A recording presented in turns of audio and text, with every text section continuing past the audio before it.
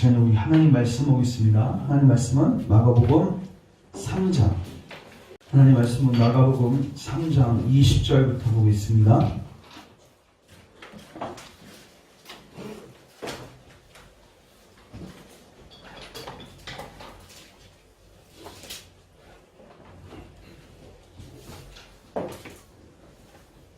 (20절부터) (30절까지) 교독합니다. 집에 들어가시니 무리가 다시 모임으로 식사할 겨를도 없는지라.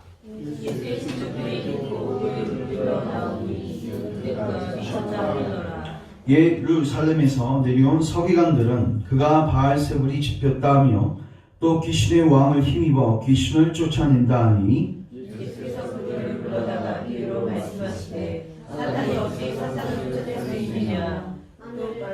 또 만일 나라가 스스로 분쟁하면 그 나라가 설 수 없고 만일 사탄이 자기를 거슬러 일어나 분쟁하면 설 수 없고 망하느니라. 사탄이 먼저 강한 자를 결박하지 않고는 그 강한 자의 집에 들어가 사탄을 강탈하지 못하리니 결박한 후에 그 집을 강탈하리라. 내가 진실로 너희에게 이르노니 사람의 모든 죄와 모든 모독하는 일은 사하심을 얻되 누구든지 성령으로 모독하는 자는 영원히 사하심을 얻지 못하고 영원히 죄가 걸리느니라 하시니. 같이 읽습니다. 이는 그들이 말하기를 더러운 귀신이 들렸다 함이로다. 아멘. 기도하겠습니다. 하나님, 오늘도 우리에게 지혜와 계시의 영을 부어주셔서 우리의 닫혀진 마음 문이 활짝 열리게 하시고 하나님의 말씀을 경청하고 들을 수 있는 은혜가 있게 하소서.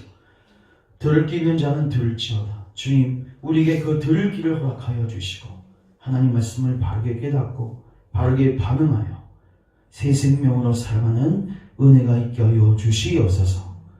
오늘도 혼미케 하고 우리에게 하나님의 말씀을 듣지 못하게 하고 그 은혜를 깨닫지 못하게 하는 모든 사단마귀 귀신들의 방해를 끊어주시고 오직 성신께서 이 시간 우리 가운데 운행하시고 역사하셔서 진리를 밝히 보고 그 안에서 자유함을 누리고 그 안에서 감사하고 기뻐하는 은혜가 있게 하소서. 주의 종 십자가 뒤에 감춰주시고 오직 하나님의 말씀만을 주의 뜻 군의대로 선명하게 증거케 하옵소서. 이 모든 시간들 성령님께 맡겨드리며 예수님의 이름으로 기도합니다. 아멘. 오늘은 마가복음 3장 20절부터 30절 말씀을 가지고 따라하겠습니다. 성령회방죄라는 제목을 가지고 하나님 말씀 증거하도록 하겠습니다. 오늘 본문을 보시면 예수님의 사역이 이제 멀리 퍼져가지고 예수님의 친족들과 그리고 많은 예루살렘에서 서기관들이 쫓아오는 것을 보게 됩니다. 21절 보면 예수님의 친족들이 듣고 뭘 들었을까요? 그를 붙들러 나오니 이는 그가 미쳤답니다. 그러니까 가족들에게는 어떻게 또 이게 전달이 됐냐면 예수님 미치시지 않았는데 말씀 전하시고 기적을 행해 주셨는데 사람들이 예수님 가족들에게 가서 야, 네 아들 미쳤다. 네 형 미쳤다. 이렇게 가족들에게 니네가 잡아오지 않으면 통제할 사람이 없다고 가족들에게 지금 알려줘갖고 가족들이 지금 다 뛰어나온 거예요. 경찰서에서 집에 전화해가지고 지금 당신의 아들이 지금 잡혀왔습니다. 이렇게 얘기하는 거죠. 쫓아왔죠. 22절 보시면 예루살렘에서 내려온 서기관들. 뭐예요? 예루살렘에서도 이제는 더 이상 예수라는 인물을 가만히 둬서는 안 됩니다. 이 사람 가만히 뒀다가는 이거 큰일 나겠다. 이제 우리에게 있어서 우리의 인기를 다 뺏어가고 또 이 민족을 혼란 속으로 넣을 수밖에 없게 하는 그런 위험한 인물이다. 이렇게 판단해서인지 이제 서기관들이 또 나왔습니다. 그리고 예수님께서 하시는 사역을 방해하기 시작합니다. 자, 그래서 오늘은 이 본문들을 통해서 하나님께서 우리에게 주시는 몇 가지 메시지를 나누고자 하는데 먼저 첫째 따라하겠습니다. 우리의 삶은 언제나 영적 전쟁입니다. 이게 무슨 말이냐면 여러분 하나님의 나라가 확장될 때에는요 반드시 반작용으로 대적자들이 활동을 하게 됩니다. 언제까지요? 예수님 다시 오실 때까지. 그때는 이제 모든 사람마귀 귀신들이 불못에 던져지게 되고 그 이후에 더 이상 반대자가 없겠죠. 그러나 그 전까지는요 모든 우리 인생사 속에서 구속의 역사 속에는 반드시 전쟁이 있습니다. 이걸 꼭 기억하셔야 됩니다. 인간이 처음에 창조되었을 때부터 사단은 들어와서 인간을 유혹했고 인간을 무너뜨려서 사단의 관심은 사람이 아닙니다. 사람을 무너뜨려서 하나님의 나라를 무너뜨리려고 하는 거예요. 그의 백성을 훔치려고 했던 거죠. 맞죠? 그 다음에 하나님께서 무너진 그 인간을 향해서 회복을 명하셨죠. 내가 여자의 후손을 보내주겠다. 그래서 뱀의 머리를 밟고 다시 내 나라를 회복시키겠다 말씀하시니까 그때부터 여러분 사단은 무엇을 위해서 힘쓰냐면 그 여자의 후손이 절대로 오지 못하게 하기 위해서. 여러분 구약의 역사를 보시면요. 여러분 왜 바로가 이스라엘 백성들을 압제했습니까? 출국할 때 왜 못 나가게 했습니까? 현실적인 이유는 아까워서죠. 맞죠? 우리 민족들을 위해서 노동했던 그들을 보내기가 싫었던 거예요. 그런데 내면적 원인은 무엇입니까? 그 배후에 사단이 있는 거예요. 이 백성 나가서 가나안 땅 찾아고 그 민족 가운데서 예수님 오면 자기 배가 통해 박살날 거 알고 이 민족 절대로 끄집어내면 안 됩니다. 우리가 저번에도 보았지만 에스더 시대 때 왜 하만 장군이 유대인들을 몰살시키려는 계획을 세웠습니까? 아니 그냥 모르드게에게 열받은 거였어요. 맞죠? 모르드게 한 사람이 나한테 절하지 않아서 열받은 건데 왜 갑자기 모르드게뿐만 아니라 유대인들을 학살하려고 했습니까? 현상적인 이유는 그냥 얘가 열받으니까 다 죽여버리고 싶었던 거겠죠. 그러나 그 배후에 사단이 있었던 거예요. 그래서 이 민족을 말살시켜서 그리스도가 오시지 못하게 합니다. 여러분 그래서 이 역사가 언제까지 되냐면 예수님 오기 일보 직전까지 돼요. 예수님 오시기 바로 일보 직전에 헤롯 대왕을 써가지고 영유아들을 다 죽여버리게 하지 않습니까? 맞죠? 그럼에도 불구하고 예수님 태어나게 되죠? 그러니까 그때부터 이제 전략을 수정해가지고 어떻게 합니까? 예수님의 사역을 방해하기 시작하는 거예요. 어떻게 하면 예수님의 사역을 이단 시대게 만들 수 있는가? 오늘 그거예요. 예수님 누구다? 이단이다. 사람들이 막 다 추정하고 하니까 얘 이단이야. 이단 딱 낙인 찍어버리는 거예요. 어떤 이단이냐? 귀신에게 지금 뒤집어 쓰여가지고 사역하고 있다. 예수님의 사역을 무너뜨리려고 노력하는 거죠. 그리고 예수님 부활하고 승천하신 다음에 그 다음에는 가만히 있습니까? 아닙니다. 지금도 사탄은 우리가 그 예수님을 믿지 못하게 만들기 위해서 아주 그냥 우는 사자처럼 발악하고 우리에게 덤벼들고 있죠. 예나 지금이나 계속해서 우리에게는 이 영적 전쟁이 있는 거예요. 근데 중요한 거는 그 전쟁에서 역시 누가 승리자이세요? 하나님이 승리자입니다. 사탄이 아무리 지혜롭고 아무리 능력이 있어도 성경의 오늘 본문에 보면 사탄은 강하다고 인정합니다. 사탄은 강한데 중요한 거는 예수님은 더 강하세요. 맞죠? 그래서 게임이 안 되는 거예요. 하려고 하면 실패하고 하려고 하면 실패하고 결국 예수님께서 모든 구속사를 완성하시고 지금도 예수님 올라가셨지만 당신의 영을 부으셔서 성령님을 통해서 교회를 확장시켜 나가시는 역사를 뭐하고 계세요? 지금도 하고 계시는 거죠. 여러분 우리가 이 영적 전쟁의 현실을 인식해야 합니다. 요한계시록 12장 찾지 마시고 요한계시록 12장에 보면요 이렇게 표현하고 있어요. 한 여인이 있는데 아이를 낳으려고 해요. 그 여인은요 구약교회입니다. 아이를 낳으려고 하는데 그 아이는 누구일까요? 예수님입니다. 근데 아이를 낳으려고 하는데 큰 용이 아이를 낳자마자 그 아이를 삼켜버리려고 딱 대기하고 있어요. 이게 뭐예요? 예수님 오지 못하게 만들고 발악하고 있는 거죠. 근데 아이를 낳아버려요. 그랬더니 용이 뿔이 나가지고 그 다음 어떻게 이야기하는지 보십시오. 그러므로 하늘과 그 가운데 거하는 자들은 즐거워하라. 뭐예요? 천상에 있는 그리스도인들을 즐거워하라. 그러나 땅과 바다는 화 있을진저 이는 마귀가 자기의 때가 얼마 남지 않은 줄을 알므로 크게 분내어 너희에게로 내려갔음이더라. 용이 자기가 땅으로 내쫓긴 것을 보고 남자를 낳은 여자를 박해합니다. 이제는 남자를 못 잡아먹으니까 어떻게 해요? 그 남자를 낳은 여자 누구예요? 교회죠. 교회를 박해하기 시작합니다. 절대로 가만 안 있습니다. 예수님이 이 정도 대적을 당하셨으면 그의 제자들인 우리는 얼마나 큰 대적을 당하겠습니까? 맞죠? 그래서 우리는 성경에 있는 겉면을 들어야 됩니다. 근신하라 깨어나 너희 대적 마귀가 우는 사자같이 두루 다니며 삼킬 자를 찾나니. 베드로전서 5장 8절이었습니다. 그리고 에베소서 6장 들으십시오. 끝으로 너희가 주 안에서와 그의 힘의 능력으로 강건하여지고 따라합시다. 마귀의 관계를 능히 대적하기 위하여 하나님의 전신갑주를 입어라. 여러분 우리가 잡아먹지 않으면 잡아먹힙니다. 여러분 정신 차리셔야 돼요. 깨어있습니다. 성경에서 깨어있으라는 권면이 굉장히 많이 나옵니다.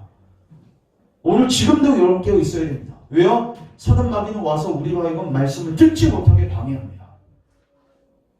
길가에 떨어진 말씀 부스러기 있으면 바로 그냥 낚아채가는 거예요. 여러분들이 집중하지 않으면 하나님의 말씀은 여러분들 마음에 심겨질 수가 없는 것입니다. 그러기 위해서 여러분들이 정신 차리셔야 되고 또 기도하셔야 된다.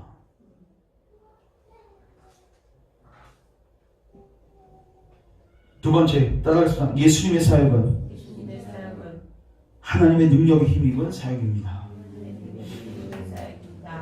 지금 예수님이 사역하니까 서기관들이 썼던 전략이 뭐냐? 예수님 귀신에게 뒤집어 쓰이셔서 그 귀신의 능력으로, 귀신 중에서 대빵이 중에 바알세불인데 그 당시 인식이 바알세불에 힘입어서 다른 귀신을 쫓아냈다는 거예요. 그런데 예수님께서 이런 논증을 쓰십니다. 야, 귀신이 귀신하고 싸운다고? 그 말이 되는 소리냐? 귀신하고 싸우면 내전인데 보면 그 나라가 설 수 없다. 야, 귀신도 지혜롭다. 그 나라의 왕국을 확장하기 위해서 지금 노력하고 있는데 절대로 자기들끼리 싸우지 않는다. 그럼 이제 이런 반문을 할 수 있어요. 여러분 혹시 귀신 들린 사람이 누구에게 찾아가서? 무당에게 찾아가서 귀신 쫓아내는 걸 본 적 있으십니까? 들으신 적은 있죠. 그럼 무당은 누구에게 뒤집어 쓰였습니까? 귀신한테 가서 귀신을 내쫓아가려고 유혹하죠. 그러면 나간 적이 있어 없어요? 있죠. 그 뭐죠? 연극입니다. 연극. 잘 들으십시오. 여러분 귀신은요 더 좋은 것을 얻을 수 있으면 얼마든지 양보하고 얼마든지 연극할 수 있습니다. 자 보십시오. 어떤 사람이 있습니다. 귀신이 그 사람을 장악하고 있는데 그 사람은 몸을 장악하고 있죠. 근데 만약에 이 사람이 여기 와서 고침을 받겠다고 생각해 보십시오. 그럼 이제 그 사람은 뭐가 장악돼요? 심령이 장악돼요. 야, 이 귀신을 섬겼더니 나를 이렇게 평안하게 해주네. 이 사람 전혀 영혼이 장악돼요. 그럼 귀신이 더 이득이죠? 그러면 뭐예요? 이 귀신이 저 귀신에게 그냥 양보하는 거예요. 이 사람. 귀신 나는 확장을 위해서. 제가 심지어 그 유튜브에서 그 영상을 본 게 있는데 무당들이 나중에 회심하고 예수님 믿고 그 무당이 하는 일이 뭡니까? 그 죽은 사람들 떠나면 제가 최근에 어떤 누구한테 들은 기억이 있는데 실제로 이런 일이 있었대요. 이제 어떤 누구 아내가 죽었는데 남편이 죽었는데 그 남편이 죽으면서 이제 구판을 벌렸는데 그 무당이 이 남편의 대원자가 돼가지고 막 다 사람들이 얘기하는 거예요. 근데 과거를 다 아는 거예요. 그래서 아내한테는 너 다른 사람한테 시집까지 안 하고 막 울면서 통곡하고 너 결혼하면 내가 3년 안에 널 가만 안 두겠다. 이런 막 무서운 말까지 해가면서 뭐예요? 조상에게 뒤집어 쓰여가지고 마치 말하는 것이냐? 근데 무당 속을 수도 있는데 자, 그 제가 유튜브에 보니까 그 무당이 회심한 다음에 그걸 또 보게 됐는데 놀랍게도 그 조상신들 있죠? 뭐 할아버지, 할머니, 아버지, 어머니 그 자리에 전부 다 새까만 게 앉아있대요. 뭐예요? 귀신들입니다. 여러분 죽은 사람은 여기 존재할 수 없습니다. 성경에 분명히 기록되어 있습니다. 죽으면 천국 아니면 지옥입니다.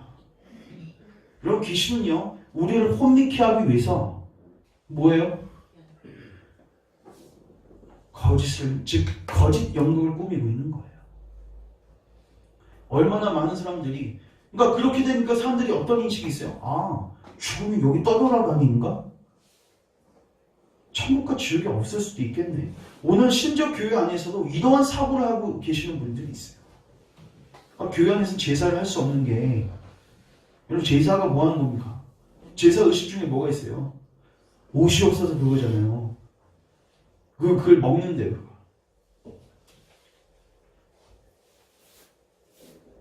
근데 무당이 실질적으로 그것을 경험하고 난데 그 간증하는 그 동영상이 있어요. 기회가 되시면 한번 찾아보시죠. 자기도 속은 거죠, 무당도. 왜 꼬맣게 보이지 않고 할아버지 할머니처럼 보이니까. 심지어 어떤 귀신은요, 어떻게까지 목소리까지 변조시켜가지고 그 죽은 사람 남편의 목소리를 얘기하게 한다는 거죠. 얼마나 미혹되겠습니까?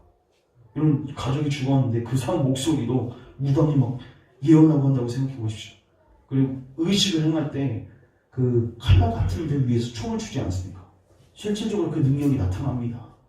그러니 얼마나 많은 사람들이 미혹되겠습니까? 근데 다 뭐 하는 거예요? 거짓 연극하는 거예요. 여러분 기회가 되시면 또 하나님 은혜 베푸시면 귀신이 나가는 또 여러 역사들을 여러분 볼 수 있기를 원합니다. 근데 보게 될 때마다 저는 이제 축사사건 거 많이 봐왔는데 정말 한결같이 느끼는 게 귀신 딱 보면 두 가지 생각이 딱 나는데 정말 지저분하다. 뭐 그렇게 외모가 지저분한 그런 게 아니라 하는 짓이 정말 지저분해요. 그리고 두 번째 딱 하나 지금 이거는 경험하면서 느낀 건데 정말 거짓말쟁이다. 얘가 하는 말은 하나도 믿을 게 없어요 진짜. 처음에 저도 그 사람의 입을 통해서 나오는 말을 조금씩 이렇게 듣고 믿으려고 했는데 전부 다 영향가 없는 말들이에요. 전부 다 헛소리하고 거짓말하고.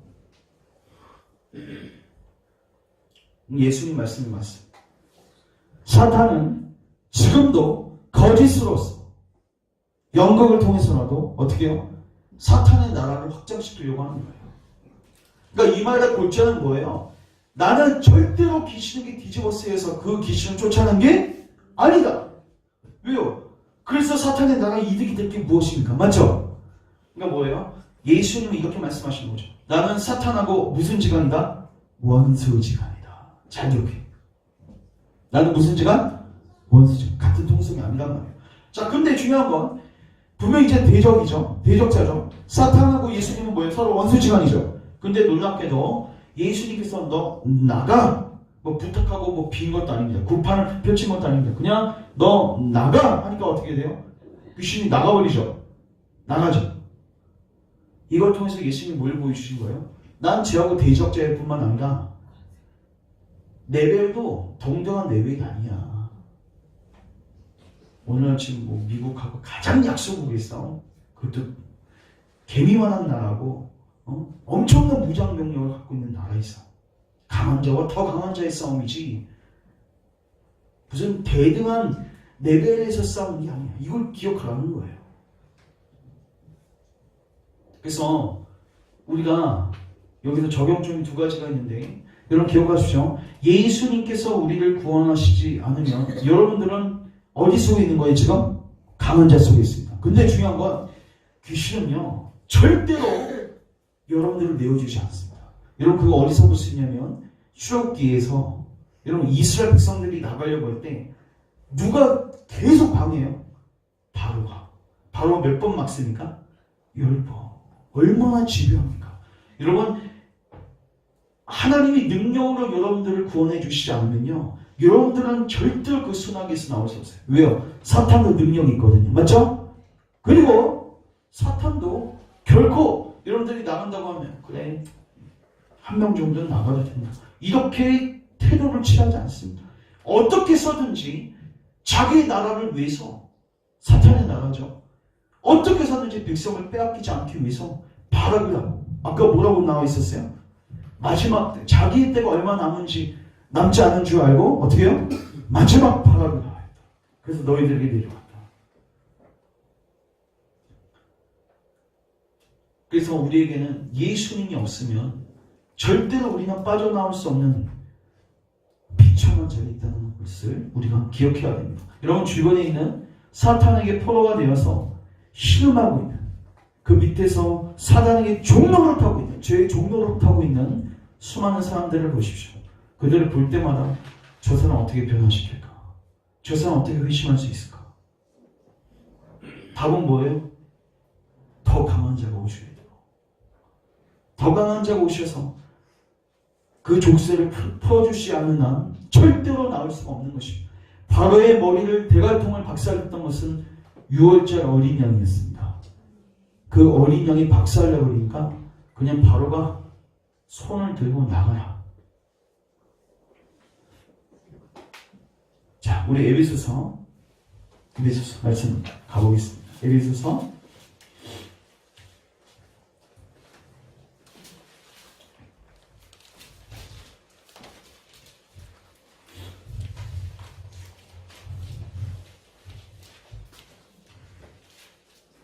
1절, 에베소서 1장 19절 19, 20절 같이 한번 읽겠습니다. 시작. 그의 힘의 위력으로 역사하심을 따라 믿는 우리에게 베푸신 능력의 지극히 크심이 어떠한 것을 너희로 알게 하시기를 구하노라. 그의 능력이 그리스도 안에서 역사하사 죽은 자들 가운데서 다시 살리시고 하늘에서 자기의 오른편에 앉히사. 이게 바울이 기도했던 제목이고 사실 오늘 제가 아까 찬양하면서 기도했던 내용입니다. 바울이 뭘 놓고 기도한지 아십니까? 바울은 알고 있습니다. 뭘 알고 있냐면 예수님을 믿기 전에 그들의 심령의 상태가 사단에게 죄에 포로된 비참한 상태라는 거예요. 복음의 두나미스, 복음의 능력이 아니라면 그들을 구원할 수 없는 걸 그는 누구보다도 알았습니다. 근데 놀랍게도 그가 복음을 증거할 때마다 뭐가 일어나요? 족쇄가 풀려지는 걸 경험한 거예요. 야, 이거 뭐야? 하나님의 능력이 여기서 나타나시네. 그래서 어떻게 표현하고 있어요? 그의 힘의 위력으로 역사하심을 따라 뭐하는? 여러분, 우리가 어떻게 예수님을 믿을 수 있습니까? 우리의 죄를 회개하고 어떻게 우리가 예수님을 믿고 하나님 나라로 들어갈 수 있습니까? 하나님의 역사가 필요하는데 어떤 역사요? 강력한 힘으로 역사하셔야 된단 말이에요. 저는 사역하면서 때로는 이런 생각을 해요. 그 에스겔 37장에 있는 메마른 뼈를 떠오르게 하시는 하나님께서 살 수 있겠냐? 성도들의 이러한 영적 상태들, 주변에 있는 영적 상태를 보면서 살 수 있겠냐? 여러분들은 여러분 자신을 보면서 여러분 주변에 있는 가족들을 보면서 이 고민 안 하십니까? 주님은 늘 물으세요. 야, 살 수 있어 보이냐? 지금 바로의 압제 속에서 아주 지금 신음하고 있는데 쟤네 나올 수 있겠냐 저기서? 처음에 나올 수 있을 거라고 자신만만했는데 첫 번째 재앙, 두 번째 재앙, 세 번째 재앙, 네 번째 재앙 한 5번째 갔을 때 모세도 아마 야 이거 힘들 것 같은데 주님께서 우리에게 요구하시는 게 무엇일까요? 뭘 보여주시기 원하는 거? 절대로 니네 힘으로 태가 안 열려. 절대로 니네 힘으로 새 생명 산출할 수 없어. 절대로 너의 힘으로 출애굽할 수 없어. 절대로 너의 힘으로 세상과 사탄의 압제에서 나올 수 없어. 주님이 이거를 우리에게 가르쳐 주시는 것입니다. 여러분 이것을 보셨다면 여러분 이제 하나님의 능력을 구하십시오. 여러분 지금 여러분 영적 상태 얼마나 메말라 있습니까? 여러분 지금 주님 만나면 떳떳하십니까? 하나님 심판대 앞에 섰을 때 자신이 있으십니까? 지금 현재 있는 영적 상태로 주님 앞에 설 자신이 있냐는 말이에요. 변화될 필요성을 느끼시죠? 아 이렇게 한 달, 두 달 이렇게 살다 보면 알아서 변화되겠죠. 여러분 그렇게 안일하게 생각하지 마십시오. 우리가 깨어있어 천국을 침노하기 위해서 노력할지라도 될까 말까 하는 일을 여러분들이 그럼 되겠죠. 아유 이렇게 하루 이틀 한 달 두 달 살다 보면 알아서 되겠지. 여러분 그거 사단이 주는 생각입니다. 아니란 생각들. 여러분 굉장히 위험한 처지에 있다는 사실을 인식하셔야 됩니다. 마귀는 계속 이걸 믿게 만든단 말이에요. 구주께서 가르쳐주신 첫 번째 진리는 뭐냐? 너희들 지금 강한 자에게 사로잡혀 있어. 죄에게 사로잡혀 있어. 그 자리에 있으면 죽음이야. 같이 죽는 것입니다. 나와야 돼. 근데 나올 수 있는가? 우리 힘은 안 된단 말이에요. 여러분 결단으로 안 됩니다. 해봤잖아요. 여러분뿐만 아니라 가족들과 여러분 주위에 있는 지체들도 변화 안 됩니다. 우리의 능력으로. 안 되는 거 인지하세요? 그럼 기도하셔야죠. 여러분들이 그거를 인식하고 있는지 안 하는지 어떻게 할 수 있는가? 뭘 놓고 기도하는지를 보면 압니다. 여러분 소낙비를 부어달라고 성령님을 부어달라고 기도하십니까? 벌써 기도 안 하고 있는 거는 지금 벌써 사탄의 왕국이 우리를 점령하고 있다는 증거입니다.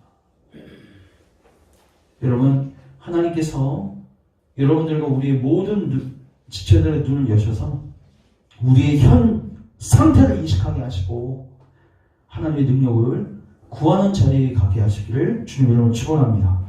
바울은 이 능력을 기도했어요. 이 능력을 우리에게 허락하셔서 주님 우리 좀 살려주세요. 하나님께 반응하게 도와주세요. 메마름 빼고 살아나는 은혜를 허락해 주세요.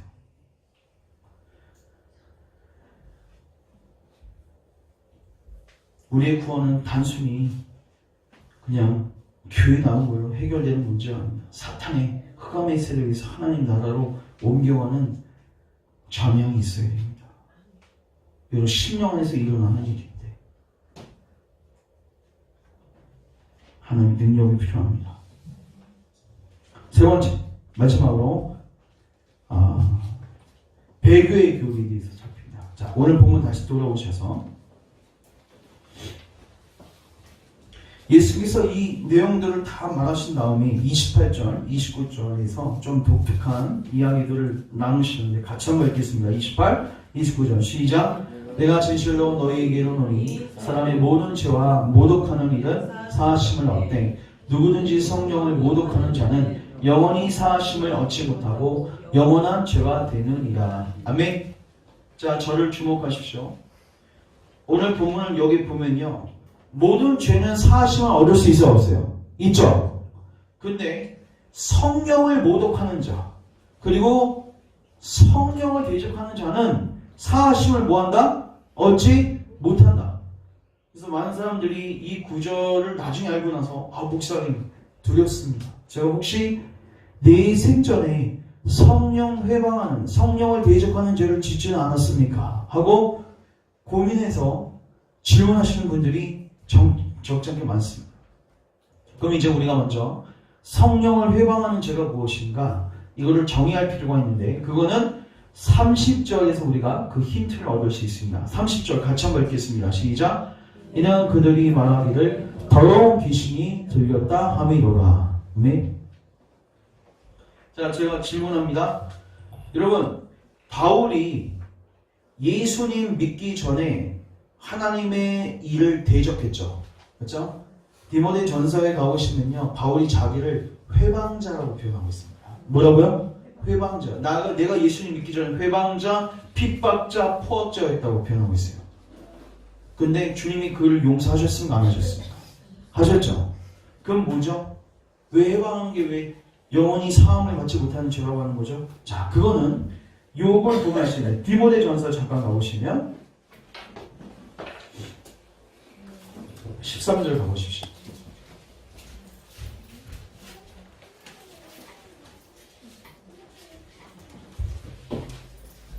디모데전서 1장 13절 같이 한번 읽겠습니다. 시작.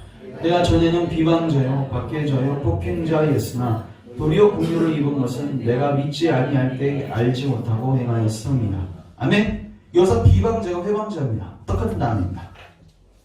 성령 회방한다고 했을 때 그 회방이에요. 근데 중요한 건 국류를 주님께서 주신 이유가 뭐냐? 이는 내가 믿지 아니할 때 뭐하고? 알지 못하고 했다는 거예요. 자, 그러면은 성령 회방죄는 자명합니다. 뭡니까? 알고 하는 것입니다. 잘 보십시오, 여러분. 바리새인들과 서기관들이 있는데 지금 자기 앞에 누가 있습니까? 삼위일체 하나님의 이 위격이 직접 앞에 서서 놀라운 기적과 이적을 나타내고 계십니다.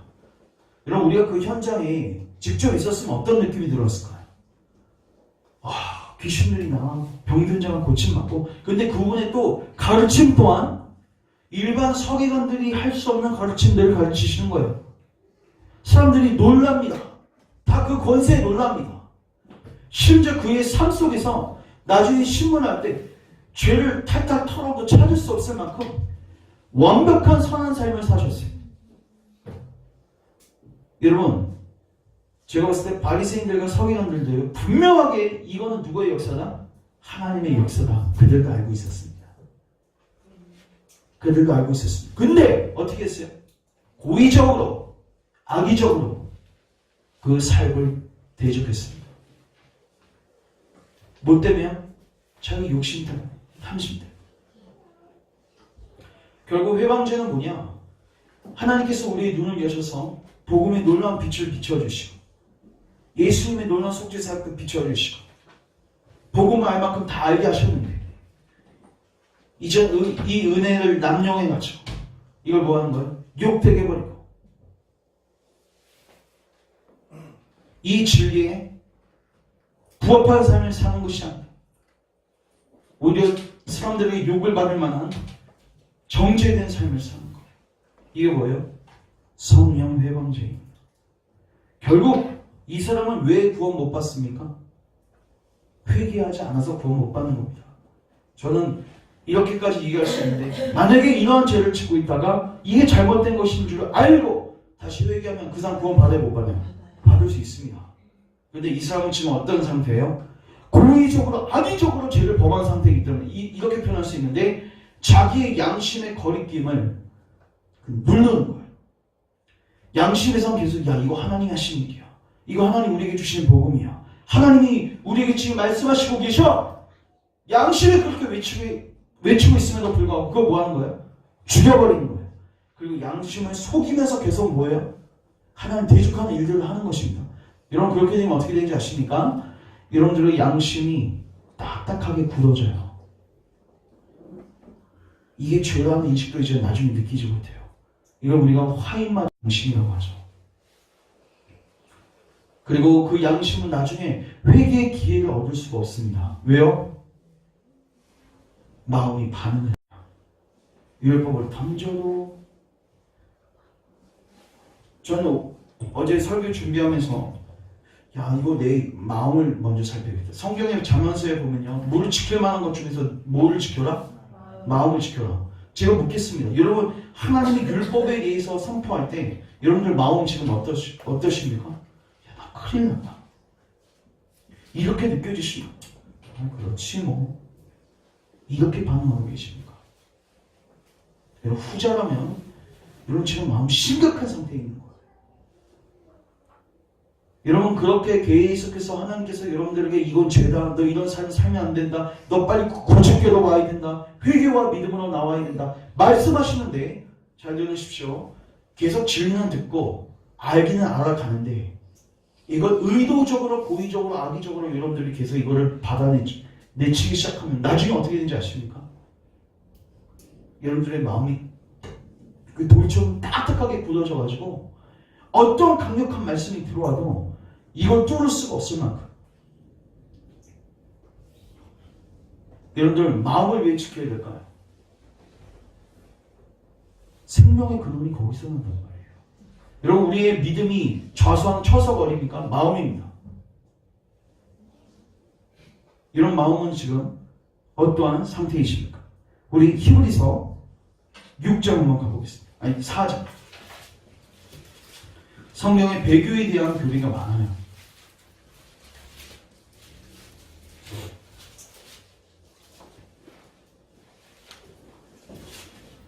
아 6장인데 6장 죄송합니다. 히브리서 6장 4장. 여기 잘 보십시오. 한번 빛을 받고 하늘의 은사를 맛보고 성령에 참여한 바 되고 다시 4절부터 다시 읽습니다. 한번 빛을 받고 하늘의 은사를 맛보고 성령에 참여한 바 되고 하나님의 선한 말씀과 내세의 능력을 맛보고도 뭐한 자들? 여러분 어떻게 이럴 수가 있습니까?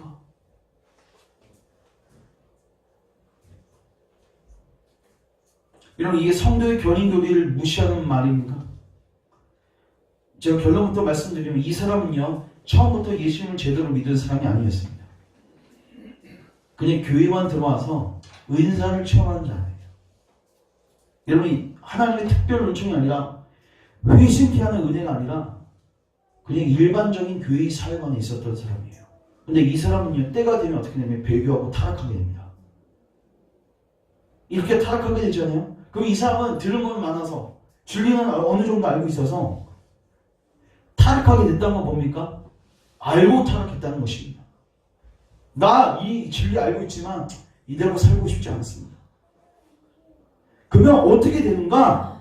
문제는 이거예요. 타락한 자들은 다시 새롭게 하여 회개하게 할 수 없나니. 여러분, 천주교정에서요, 크리스천이요, 그 조금만 통과한다면 십자가 체험하기 전에 해석자의 집에서 교리 하나 배우거든요. 근데 그 교리 중에서 타락교리가 있습니다. 타락교리가 뭐냐면 한 사람은 쇠철창이 이제 갇혀 있어요. 거기서 막 고개를 숙이고 막 한숨을 쉬면서 빠져나올 수 없음에 근거해서 아주 한숨을 쉬고 있는 장면을 보게 되는데, 그때 이 크리스천이 이제 해석자에게 묻죠. 이 사람 누구입니까? 직접 네가 물어봐라 하고 크리스천하고 이 철장에 갇혀있는 사람하고 대화를 나눴는데, 자, 이 사람에 대해서 제가 조금 나눠드리겠습니다. 들어보십시오. 크리스천이 이렇게 물어봅니다. 과거에 당신은 어떤 사람이었습니까? 철장에 있는 사람이 이렇게 대답합니다. 과거에는 나 자신이나 다른 사람이 보기에도 상당히 철저하고 화려하게 신앙 고백을 했던 사람입니다. 뭐예요? 신앙 고백이 있었던 사람이죠. 전에는 나 자신이 천상의 도시에 합당하다고 생각했고 그것에 갈 수 있다고 생각했습니다. 난 구원받은 자라고 생각했습니다. 그래요? 그런데 지금 왜 이렇게 됐습니까? 그 남자가 이렇게 대답합니다. 나는 지금 절망의 사람이 되어서 쇠 철장 안에 갇혀있는 것처럼 절망 속에 갇혀있습니다. 나는 빠져나갈 수가 없습니다. 크리스천이 어떻게 이렇게 되었습니까? 그 남자가 이렇게 설명합니다.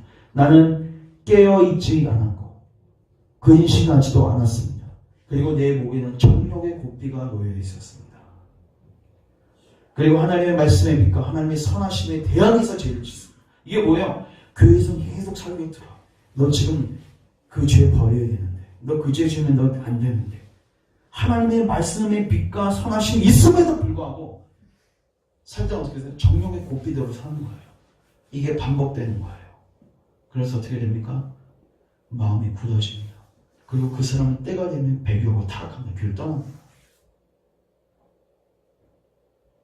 나는 성령을 근심시켰고 성령은 나에게 떠났습니다. 마귀의 유혹에 빠져 마귀가 나에게 왔습니다. 나는 하나님의 진노를 불러일으켰고 하나님 나에게서 떠나갔습니다. 내 마음은, 이게 잘 들으세요, 매우 강팍해져서 회개할 수도 없게 되었습니다. 저는 딴 거 무섭지 않고요, 이 마음 강팍해지는 거. 여러분, 마음의 강팍이 뭔지 아세요? 멀리 갈 필요도 없습니다. 여러분 마음을 보십시오.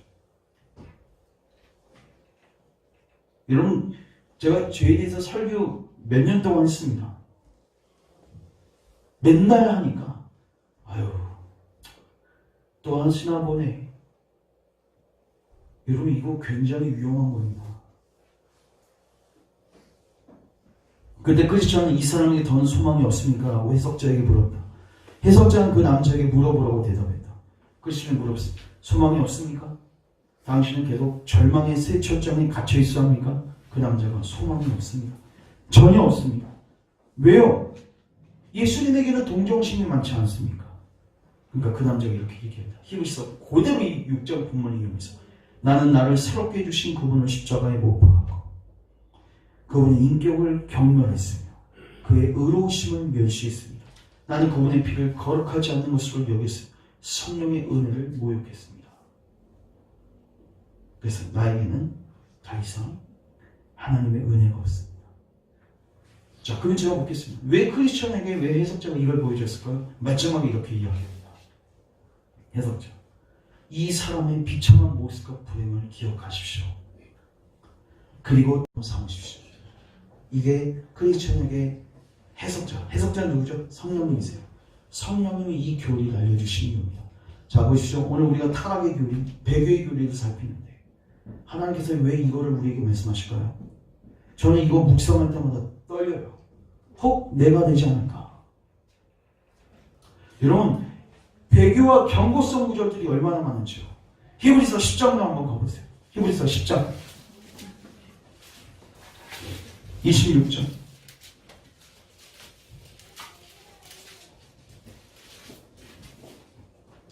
우리가 진리를 아는 지식을 받은 후 짐짓은 뭐예요?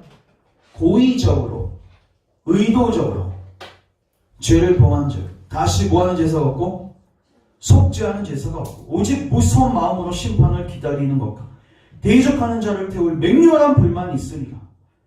28, 29절 같이 읽습니다. 시작. 모세의 법을 피한 자로 도세의 증인으로 말미암아 불쌍히 여김을 받지 못하고 죽었거든 하물며 하나님의 아들을 짓밟고 자기를 거룩하게 하는 언약의 피를 부정한 것으로 여기고 은혜의 성령을 욕되게 하는 자가 당연히 받을 형벌은 얼마나 더 무겁겠느냐. 너희는 생각하라. 따라서 너희는 생각하라. 배교에 관련된 구절 진짜 많습니다. 마태복음 7장에도 나더러 주여줘. 이것도 배교 구절이에요. 저는 그렇습니다. 자, 저 주목하십시오. 이제 이 부분하고 정리합니다. 왜 하나님께서 배교의 교리를 교회에게 가르치라고 하셨을까요? 배교의 교리는 우리를 점검하게 합니다. 뭐하게 한다고요? 우리를 점검하게 합니다. 이런 마태복음 7장에 보면요. 그러니까 결국 배교자는 뭐냐면요. 처음부터 예수님을 믿었던 사람이 아니에요. 일시적 믿음입니다. 철력종에 근거하면 그 사람은 일시적 믿음이에요. 돌밭에 뿌려진 자예요. 처음에는 말씀을 기쁨으로 듣습니다. 그런데 때가 되면 떠납니다. 여러분 주변에서 예전에 같이 신앙생활 열심히 같이 하시다가 지금 교회에 안 나가시는 분 계시죠? 그 사람 예전에 뜨거웠는데 왜 이렇게 되었을까? 처음부터 믿지 않은 겁니다. 소금겁니다. 그 사람. 근데 놀랍게도 그렇게 떠나잖아요. 다시 교회에 들어오기가 거의 불가능할 정도로 힘듭니다. 왜 여러분 배교의 교회를 가르칠까요? 마태복음 7장에서도요. 예수께서 나더러 주여 주여 한 자마다 천국에 오지 못한다. 그래서 그들이 누구였습니까?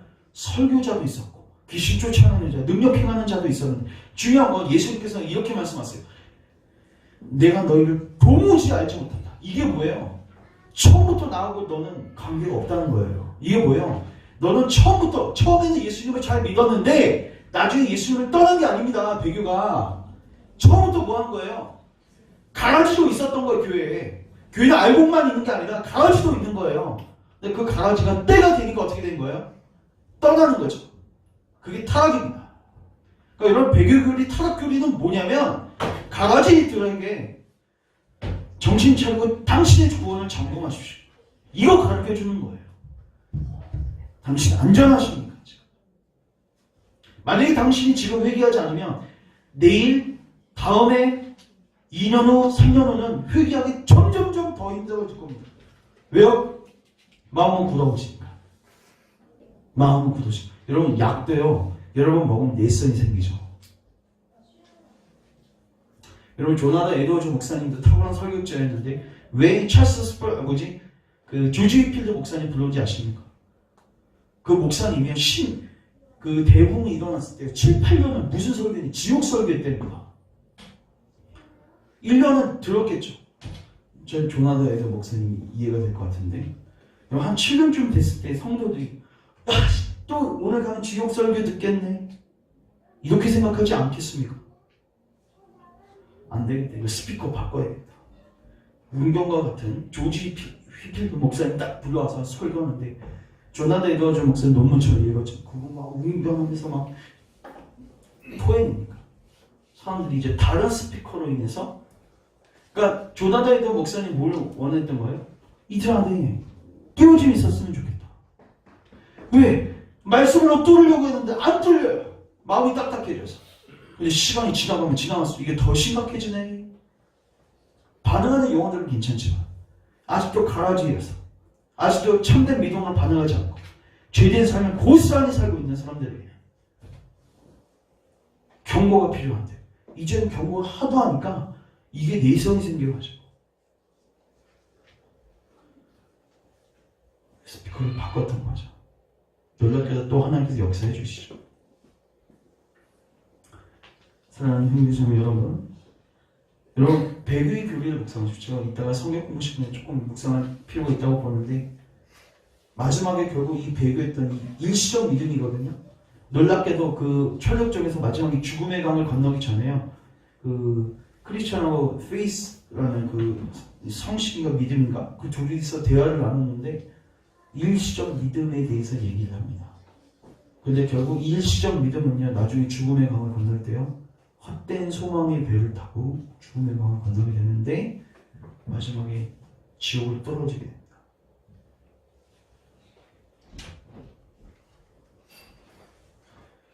오늘 저희가 배교에 대한 여러 가지 본문들을 살폈습니다. 히브리서 4장도 살폈고 히브리서 6장도 살폈고 또 마태복음 7장도 제가 언급을 했는데, 여러분들 이 교리들을 집에서 꼭 읽어보시면서 묵상하십시오. 그리고 여러분 이제 진지하게 여러분들을 성찬하십시오. 고린도후서 13장 5절에 따라서 너희 믿음을 확증하라. 여러분 믿음에 부동하지는 안 됩니다. 여러분 지옥 들어간 다음에 야, 나 헛 믿었네. 내가 갖고 있었던 믿음 가짜였네. 여러분 거기서 그거 발견하면 끝장입니다. 여러분 부자 나사로 비유를 여러분 기억하십시오. 들어오면 절대로 나올 수 없습니다. 여러분 지금이 은혜 받을 수 있는 날이 됩니다. 마지막 기회일 수도 있습니다. 다음 주 안 올 수도 있습니다.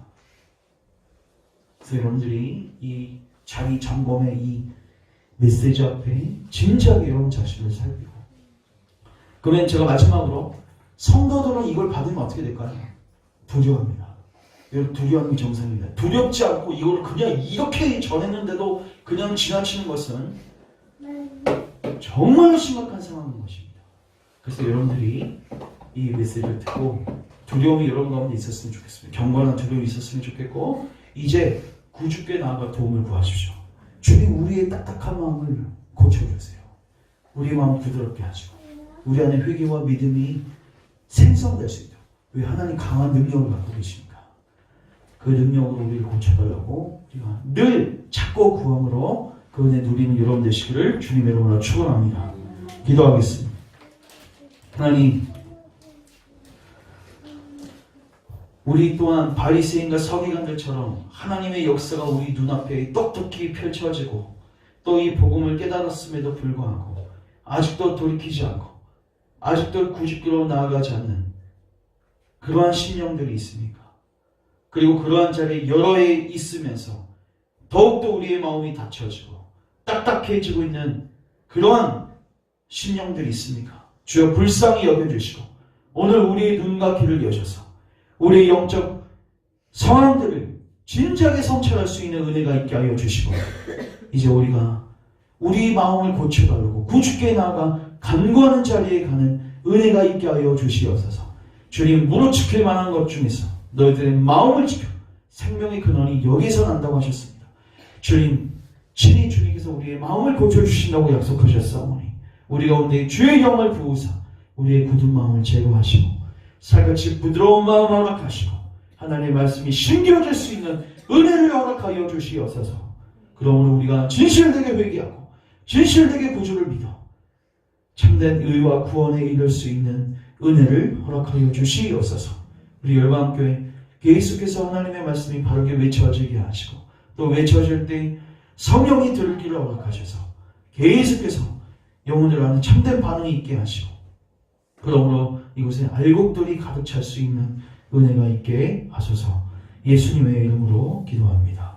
아멘.